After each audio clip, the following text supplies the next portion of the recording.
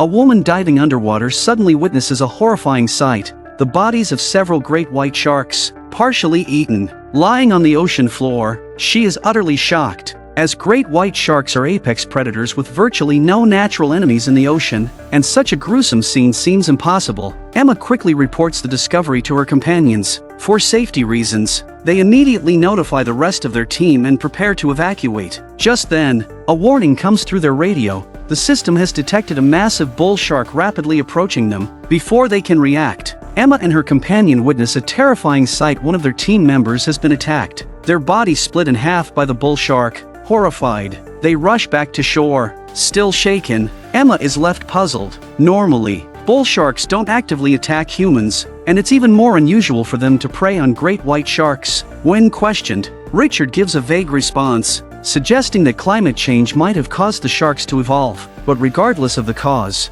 they can't just ignore the bull sharks if left unchecked. The marine life in the area, including Emma's research efforts, will be at risk. It turns out this area was once a small fishing village, home to 800 villagers, but rising sea levels have left only a couple living there now. It is also a great white shark habitat. Emma's team has been stationed here for a long-term study of great white shark behavior, but the sudden appearance of 3 bull sharks has disrupted the peace. Shortly after, Richard and his team arrived, specifically to track down these 3 bull sharks. Richard seeks Emma's help. The two were once classmates, so Emma agrees to assist Richard, which led to the incident that started this whole ordeal. To protect the great white shark habitat, Emma decides to help Richard one more time. The team dives back into the ocean, using seal blood as bait and drones mimicking seal calls to lure the bull sharks. Soon, the sonar system successfully detects a target. One of the bull sharks is drawn into the bay. In a panic, Richard pulls out a tranquilizer gun and fires as the shark charges at him,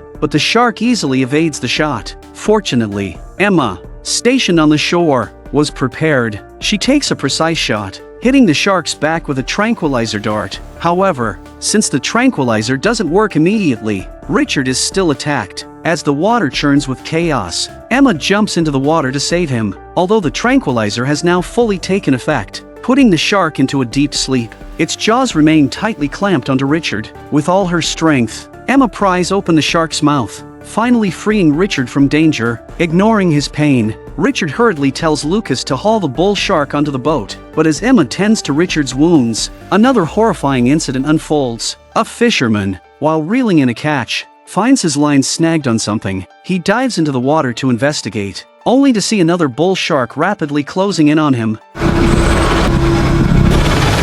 At the same time, the tranquilized bull shark is finally hauled aboard. Emma is astonished to discover that, although it's still a juvenile, the bull shark's size is close to that of an adult. Determined to uncover what's going on with these sharks, Emma decides to continue hunting the other 2 bull sharks. But before they can act, the fisherman's wife notices her husband is missing from the boat. When Shaw pulls the fishing boat closer, Nandi lifts the net only to find her husband's severed hand. He's already fallen victim. It's clearly another bull shark attack. Emma rushes to find Richard. They must catch the remaining 2 bull sharks before more lives are lost. To their shock, the bull shark reappears, ramming the side of the boat with alarming force. Its erratic behavior leaves Emma stunned. It's obvious the bull shark is trying to rescue its captured companion, but Richard and Lucas don't seem surprised by this at all. Seeing that the glass was about to be broken through, they hurry to the deck with their fish guns. Shaw tries to stop them, warning that the modified spear guns are too powerful and attacking recklessly could endanger the entire fishing village. But Richard makes a bold move. He activates the fishing winch, slowly pulling the shark closer to the boat. Then,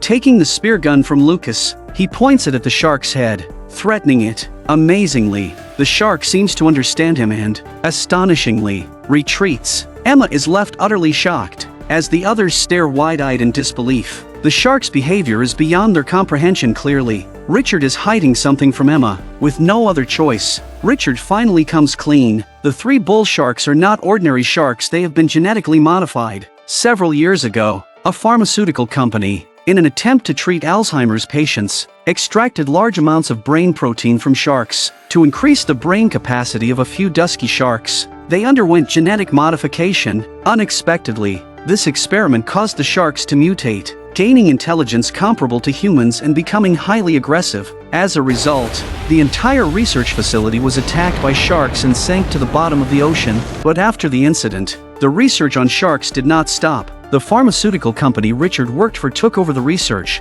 Though their focus was different, they not only conducted experiments on sharks but also intended to apply this technology to humans. They believed that if sharks could become smarter, humans could also evolve once again. However, the results were the same as before. Before they could even begin human trials, the research facility experienced another accident. A mutated female bull shark escaped the lab, along with the 3 baby sharks she had just given birth to. In response, Richard immediately led a team to hunt them down, successfully using a tracker to locate and kill the mother shark. But what they didn't expect was that the 3 baby sharks had inherited their mother's superior genes. They continued learning and growing rapidly, and since no trackers had been installed on them, Richard soon lost track of their location. That was until he accidentally discovered that the baby sharks had been imprinted with their mother's tracker frequency at birth. There was a subtle emotional bond between them, and as long as the tracker was activated, the sharks would be drawn to it, even if their mother was dead. Yesterday,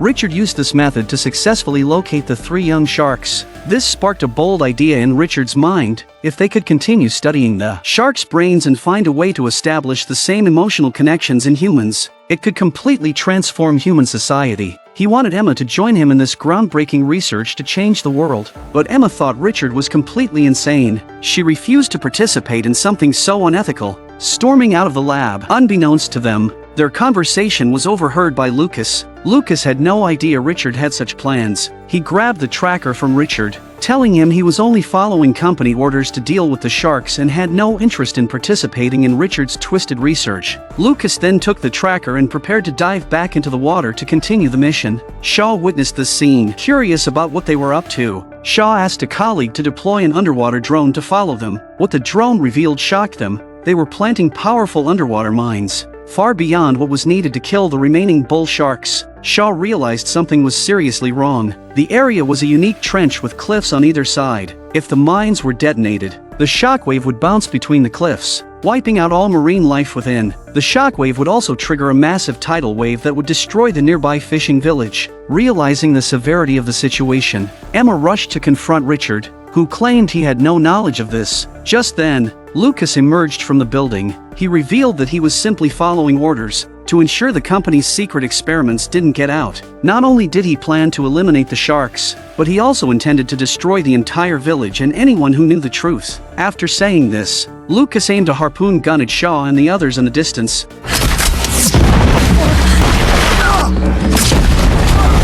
Although the shots didn't cause any casualties, the already fragile fishing village began to crumble and would soon sink into the sea. Emma tried to stop Lucas from continuing his destruction, but his men quickly subdued her. She finally managed to break free.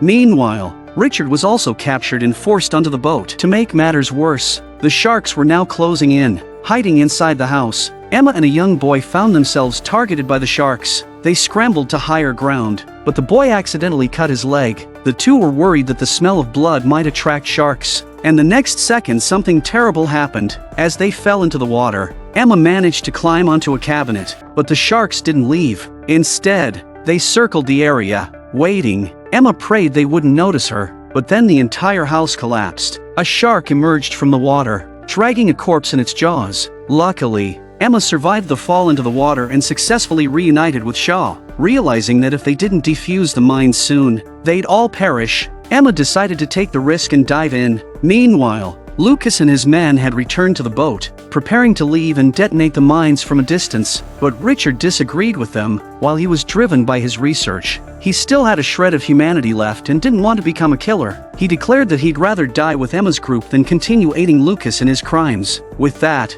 Richard climbed over the railing and prepared to jump into the water to join Emma.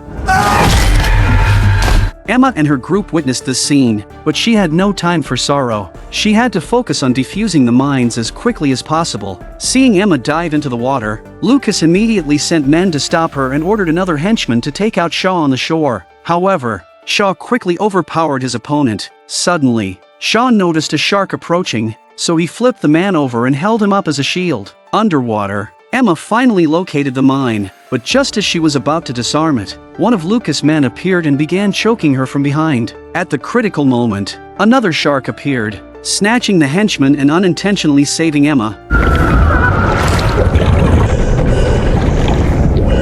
Wasting no time, Emma quickly defused the mine. The smart bull sharks knew the device in Emma's hands was dangerous since their mother had been killed by a mine, so they didn't dare to act recklessly, but Emma was still trapped. Unable to escape, she called out to Shaw for help. Shaw, realizing the urgency, quickly tossed a corpse into the water to lure the sharks away from Emma. To their relief, the sharks took the bait. When Emma returned to shore, however, she didn't have the mine with her. On the boat, Lucas, frustrated by his lack of communication with his men, decided to raise anchor and detonate the bomb. But when he pressed the remote to trigger the explosion,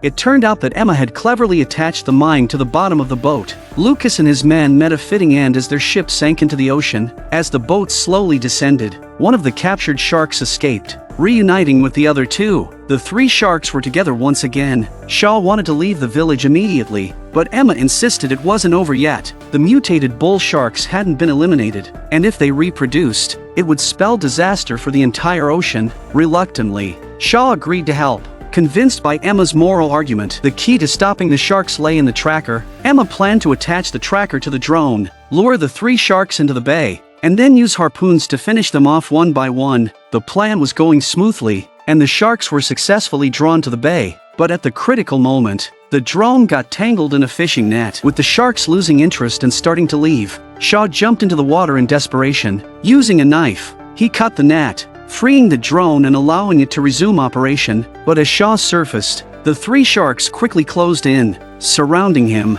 Realizing he had no chance of survival, Shaw made a last-ditch decision. As two of the sharks lunged at him, he detonated two harpoon grenades in his hands. Shaw and the two sharks were blown to bits, turning the water into a bloody mist. Emma on the shore was limp with grief, but she had no time to grieve too much, because there was still a shark that had not been dealt with. Looking at the nearby garbage disposal machine, Emma devised a plan. She dove into the water, splashing to attract the shark's attention, then swam toward the machine before the shark could catch her. Emma planned to crush the shark using the hydraulic press, but the door wouldn't open. Something was blocking it. Fortunately, the shark was too large to fit inside. As Emma frantically pounded on the door and fought to keep the shark at bay, she finally managed to crack the door open just enough to press the button outside. The hydraulic press slowly descended, and the shark, feeling the pressure, thrashed wildly as the entire disposal machine began to sink. With one last desperate attempt to devour its prey, the shark opened its massive jaws. Emma, fighting for her life, resisted, pressing the button again, and the immense pressure crushed the shark.